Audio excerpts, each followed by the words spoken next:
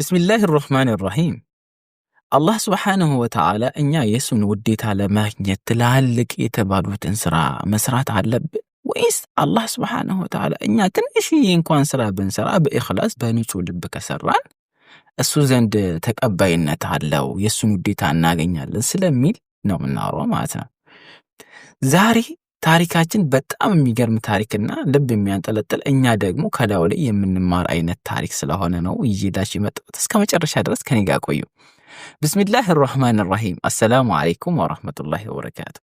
የዛሬ ታሪካችን ከዘመናት በፊት ራሂብ የሚባል ወይ ደግሞ በእኛ ዘመን አጠራር ሼኽ የሚባል ሰው አላህን በጣም ነበር የሚገዛው። ቀኑን ሙሉ ዚክር ሲቀራ ይውላል። ሌሊት እየሰገደ ያድራል፣ ቀን ይጾማል። ኢባዳ የሚባል ትላልቅ ኢባዳ የሚባል እንዳለ እሱን በቃ አልፎ ያደርግ ነበር። በቃ እሱ አለ አይደለ ጀነት ለመግባት የማያደርገው ጥረት የለም።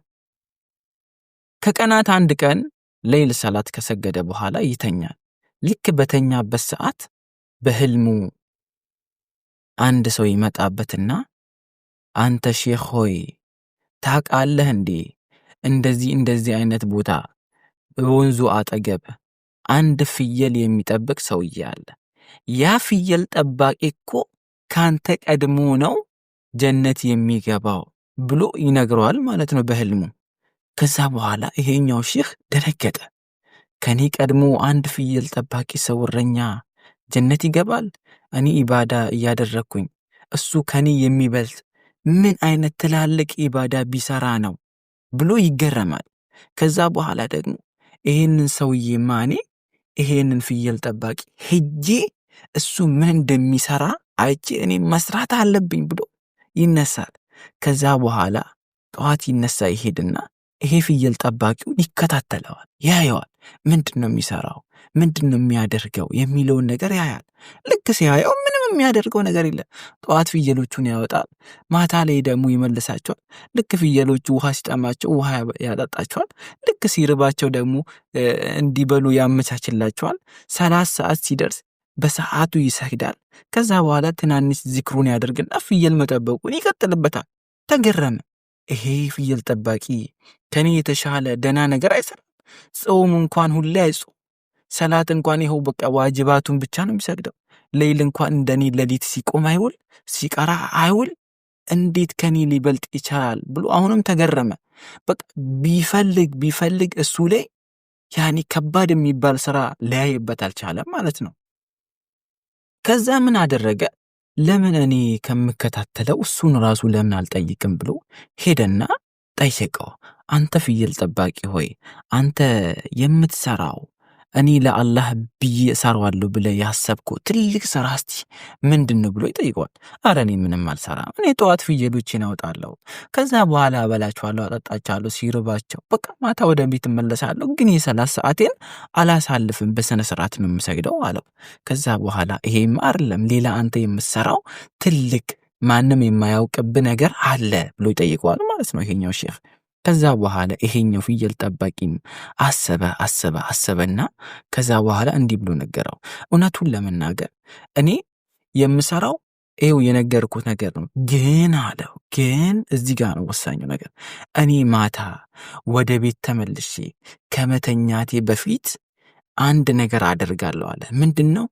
እኔ ቀኑ ሙሉ ሲበድሉኝ የነበሩትን ሰዎች እኔ ላይ ሂስድ ምቀኛ የሆኑብኝ ክፋት ያሰቡብኝ እኔ ሊጎዱ ያሰቡትን ሰዎች እንዳለ ለአላህ ብዬ ይቅር ብያቸው በንጹህ ልብ ነው ምተኛው ይለዋል ማለት ነው ለዚህኛው ሼኽ።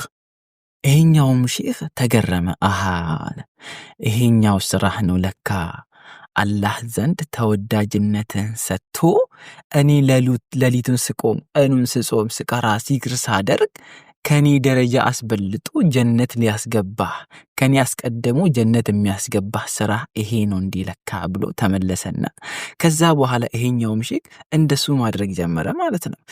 ማንኛውም ሰው ሲበድለው ክፋት ሲያስብበት ጨካኝነትን ለሱ ላይ ቢያስቡ ይቅር ይላቸዋል ማለት ነው። አሁን እዚህ ጋር እኛ ትልቅ ልንማር የሚገባው ነገር አንዳንድ ሰዎች ስናያቸው በጣም ከባባድ ስራ ሊሰሩ ይችላሉ፣ ግን በውስጣቸው ክፋት ሊሸከሙ ይችላሉ። አንዳንድ ሰዎች ደግሞ ትናንሽ ነገር ሊሰሩ ይችላሉ፣ ግን በውስጣቸው ጥሩ ክፋት የላቸውም ማለት ነው። በጣም ጥሩ ሰው ናቸው፣ ክፋት የላቸውም። ስለዚህ አላህ ደግሞ ምንድነው ውስጣችን እኛ የያዝነውን ነገር ነው በደንብ የሚያተኩረው ማለት ነው። ሐዲሱም እንደሚል ማለት ነው አላህ ሱብሓነሁ ወተዓላ ወደ ልብሳችሁ ወደ መልካችሁ አያይም፣ ነገር ግን ወደ ስራችሁና ወደ ልቡናችሁ ወደ ቀልባችሁ ነው የሚያየው ስለሚባል ማለት ነው። ስለዚህ እኛም ማለት ነው የትኛውም ሰው ቢበድለን ክፋት ቢያስብብን እኛ ለአላህ ብለን ይቅር ካልነው ለአላህ ብለን አፉ ካልነው ደረጃችን አላህ ዘንድ ትልቅ ነው። ትልቅ ስራ እንደሰራ ሰው ነው የሚታሰበው ማለት ነው። አላህ ሱብሓነሁ ወተዓላ ይቅር የሚባባሉትን ሰዎች ይቅር ይላቸዋል። እኛ በምድር ላይ ይቅር ከተባባለን አላህ ሱብሓነሁ ወተዓላ አኺራ ላይ እኛን ይቅር ሊለን ይችላል ማለት ነው። ከዛ የተሻለ ደግሞ ከአኺራውም ተመልሰን ወደ ምድርም ላይ እኮ ትልቅዬ ትሩፋት አለው። አንተ ለሰው ይቅር ማለት፣ ለሰው ምቀኝነት አለማሰብ፣ ምቀኝነት ያሰቡብህን እንኳን ይቅር ማለት በጣም ትልቅዬ አጅር አለው። በጣም ትልቅዬ እረፍት አለው። በሰላም ነው የምትተኛው። ይሄ ገሌ ክፋት አሰበብኝ እንዲህ ሌሊቱን ሙሉ እሱ ክፋት እንዳሰበብኝ እኔም ክፋት አስብበታለሁ ብለህ እንቅልፍ አታጣም። ለአላህ ብለህ ይቅር ትላለህ፣ ወደ አላህ ታሳልፋለህ። አላህ የቀልብ እርጋታ ጡማኒና ሰኪና ይሰጣል ማለት ነው። አላህ ሱብሓነሁ ወተዓላ ጡማኒና ሰኪና እርጋታ እረፍት ከሚሰጠን አላህ ያደርገን። የዛሬው ታሪክ ይሄን ይመስላል። በሌላ ጊዜ ከዚህ በተሻለ ደስ በሚል ታሪክ እስክመለስላችሁ ድረስ የአላህ ሰላም ከእናንተ ጋር ይሁን። አሰላሙ አለይኩም ወረሕመቱላሂ ወበረካቱሁ።